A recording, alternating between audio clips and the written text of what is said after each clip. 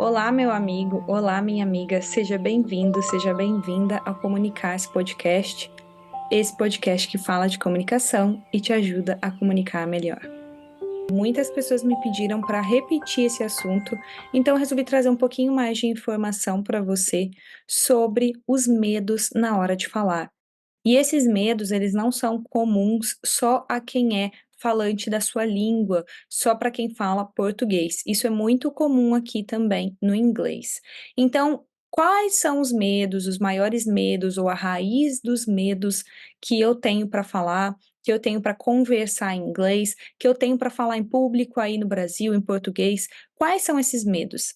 Então, é muito importante a gente trazer essa primeira nomenclatura, vamos dizer assim, o nome desses medos. E por que, Graça? Por que que a gente tem que trazer os nomes? Porque se você não sabe nomear o que você sente, o que você tem, da onde vem, fica muito mais difícil de você conseguir passar para o próximo nível. Então, isso pode causar insegurança, pode causar ansiedade. Para que você consiga realmente se libertar desses medos, você tem que entender qual medo é. Qual é a sombra desse medo e o que que esse medo quer fazer também aí de positivo, como ele quer te proteger.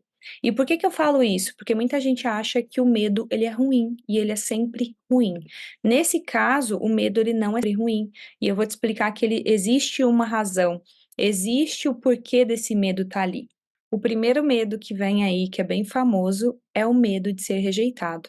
Às vezes nós não falamos por medo de ser rejeitado naquele grupo, por aquela pessoa que a gente talvez admira ou gosta. Então, esse é um primeiro medo e é um medo bastante comum, o medo de ser rejeitado.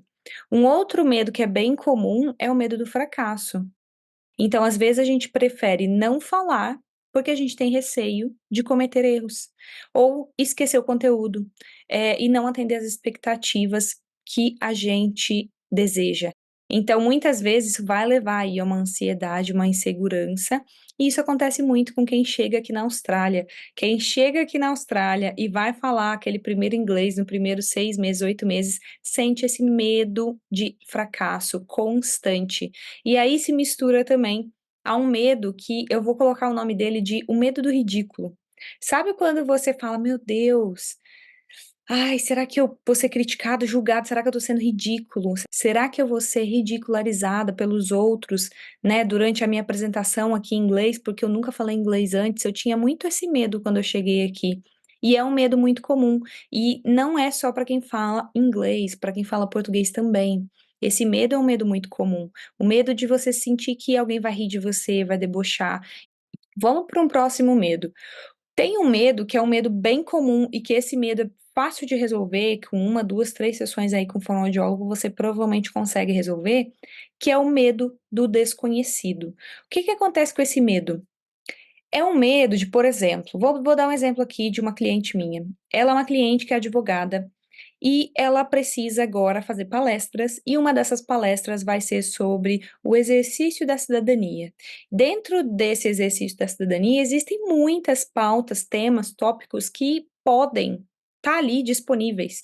E como ela não sabe quem ficou com cada tópico, e ela não vai saber, porque vai chegar no momento ali e as pessoas estão abertas a falar sobre o tópico que elas quiserem, fica muito mais difícil e dá um medo do desconhecido, do que vai acontecer, eu não tenho controle, né, eu tô fora da minha zona de conforto, tô diante de uma plateia de estudantes de direito, então é uma plateia, pessoas que vão entender o que ela tá falando, é imprevisível porque tem várias outras pessoas ali e ninguém ficou com um tópico específico sobre aquela palestra.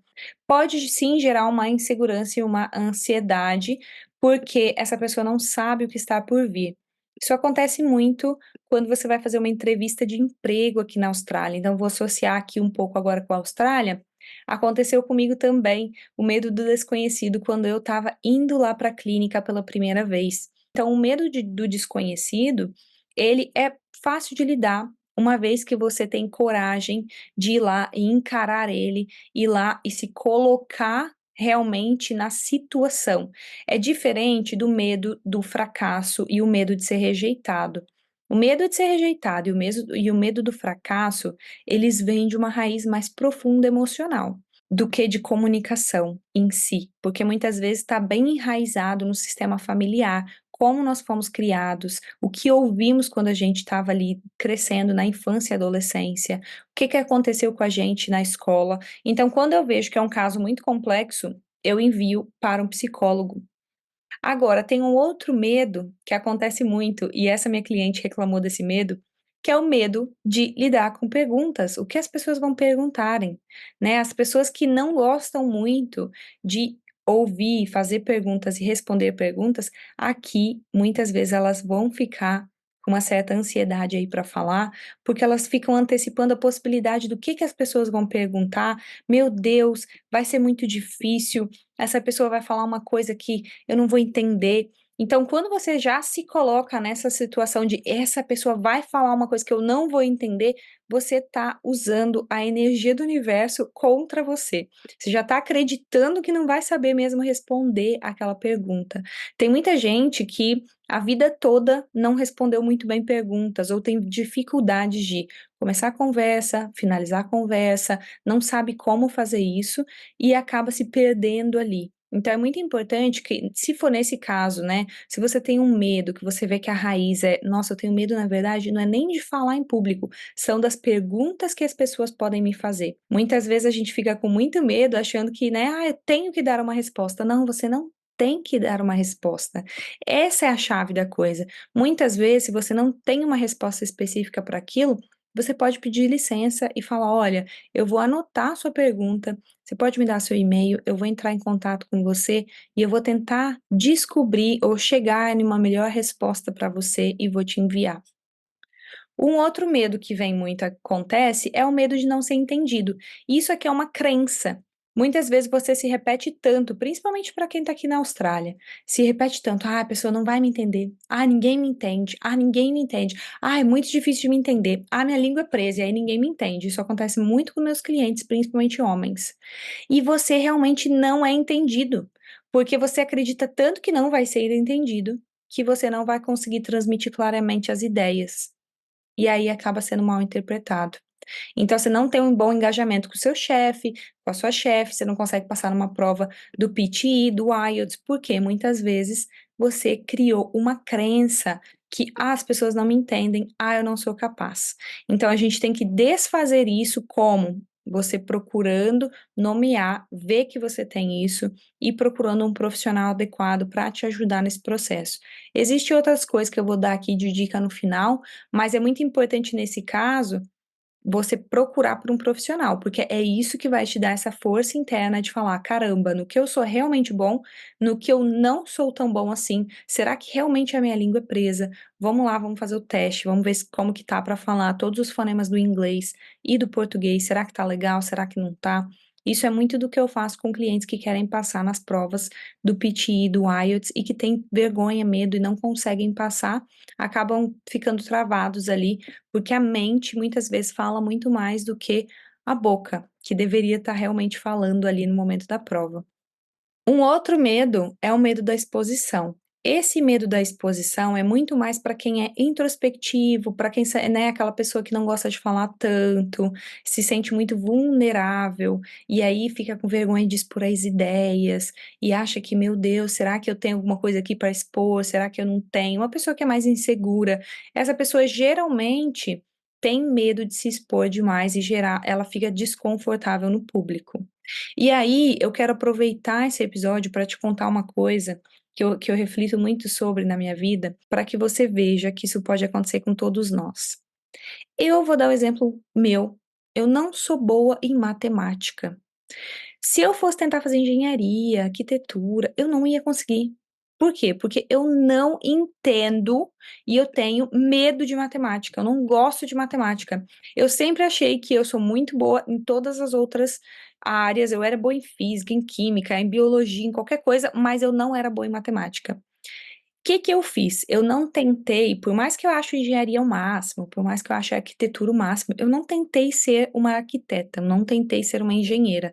Não é assim que a gente faz, a gente acaba indo pelos lados, pelos caminhos que a gente vê que a gente tem mais afinidade. Então, muitas vezes, o que a gente quer fazer é a gente quer lutar contra as nossas habilidades, ou não ver o que nós temos de habilidades e acabar fazendo o que a gente ouviu que é bom ou ouviu que ganha bem. Você quer ter um exemplo aqui na Austrália? Aqui na Austrália tem uma coisa, eu já vi isso acontecer umas 4, 5 vezes. As pessoas chegam aqui e elas falam: qual é o trabalho que me dá mais de 100 mil no ano? Mais de 100 mil dólares no ano. Tem vários trabalhos que vão te dar mais de 100 mil dólares no ano. Tem vários trabalhos. Mas você tem essa habilidade de fazer esses trabalhos que vão te dar mais de 100 mil no ano? Porque existe uma coisa que é diferente da outra. Eu também quero ganhar 100 mil no ano, né? Isso é um desejo de todo mundo. Mas você tem essa habilidade, o seu inglês é bom o suficiente, você gosta de fazer aquilo, porque se você não gosta e você se coloca em um trabalho que só tá ali só por causa do dinheiro, né? Pela sobrevivência, ou só por causa do dinheiro, uma hora você se cansa. Você vai ver que você está tentando se encaixar em uma caixa, você está tentando se enfiar numa caixa que não é para você. E isso acontece muito com os nossos relacionamentos.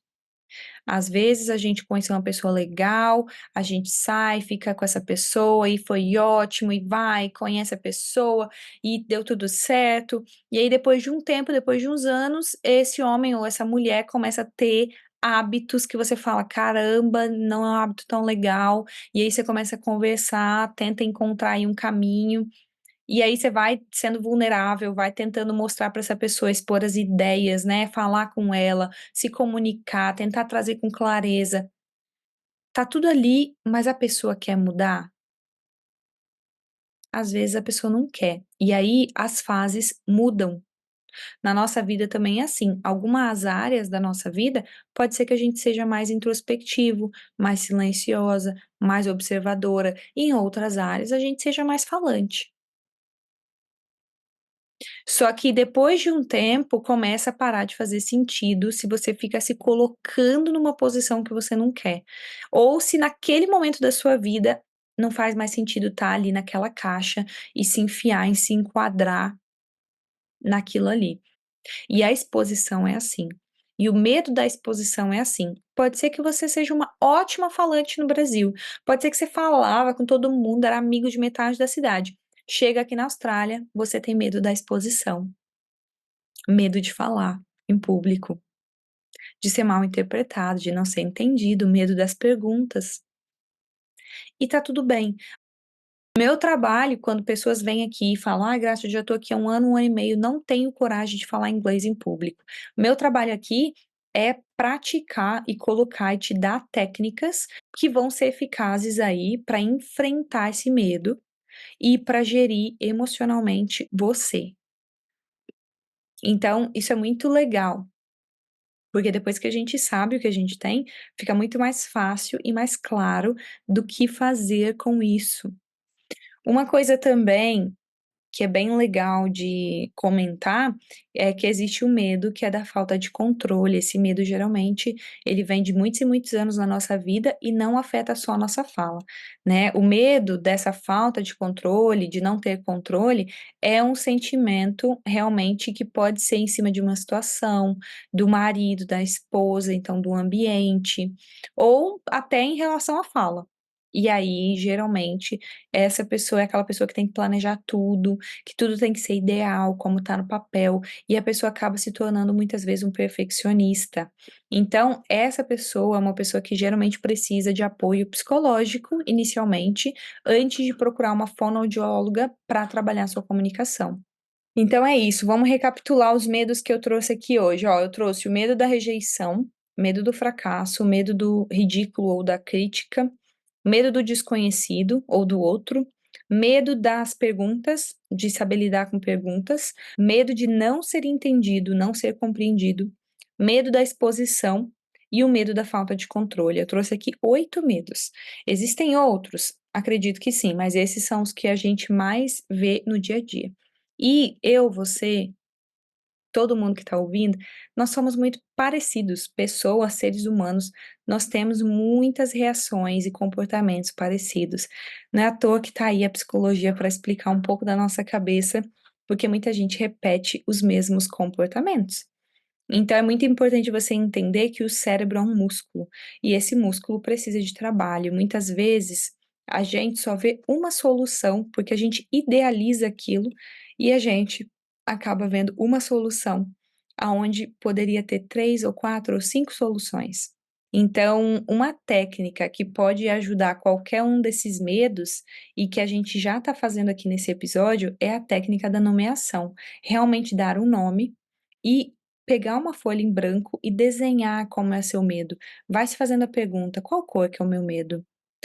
Qual forma? Qual forma geométrica é esse medo? O que eu sinto quando eu falo desse medo?